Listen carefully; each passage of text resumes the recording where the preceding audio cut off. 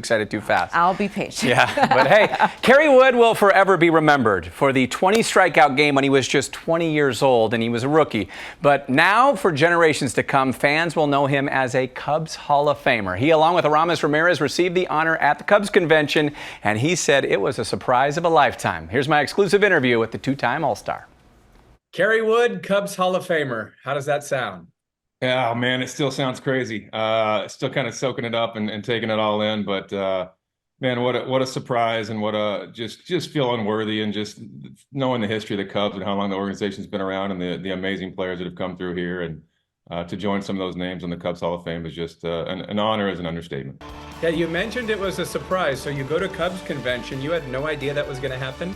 No. I mean, we do opening ceremonies every year. You're in the back hallway, standing and talking with guys, and then they grabbed me, and I actually was standing there talking with Aramis, and they grabbed us both and took us to the kind of the front, and I'm like, well, he's an R, I'm a W. We're usually in the back. And then they started to run that video, and I was like, just blown away. Before you handled your business on the mound, we'd field pop flies in the outfield, and I'd tear through the clubhouse with other players' kids. And then trying to fight back tears as Justin and Aramis' son are narrating it. So it was just, huge surprise, and obviously a very special moment for me and my family. Yeah, it had to be so special to have your son Justin narrating it. I mean, did you know? I mean, you had to recognize his voice right away. Well, as soon as I heard it, because he was the first one to start it, and I was like, oh, here comes the lump in the throat, and then the camera's like videoing me, and I'm like, trying to wipe back the tears, and then Aramis' son started talking, and I could see him kind of putting his hand on his mouth, and it's just, it was super touching, right? Like, these kids, like the video said, they grew up at Wrigley and watching us go do what we did in our office, and for them to start narrating and kind of be the ones that made the announcement was incredible. So how long did Justin have to keep the secret, and did your wife Sarah know?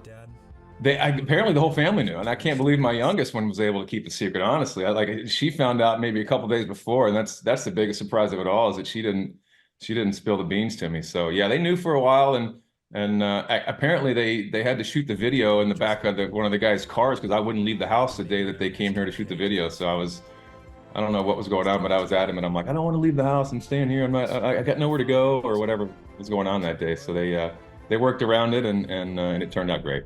When you mention the name Kerry Wood and Cubs, you obviously think about the 20 strikeout game. What do you remember about that day, and is that still at the top for individual performance for you? Yeah, so good question. What I remember about the day is I was just young. I was a 20-year-old kid, still trying to figure out if I belong in the big leagues, and making another start at Wrigley Field, which was just exciting, just coming into Wrigley Field and getting a chance to play there. So I was just still in that kind of awe of where I was at in my career at that time, and really just wanted to fit in and make sure I belonged, and was I good enough to be there.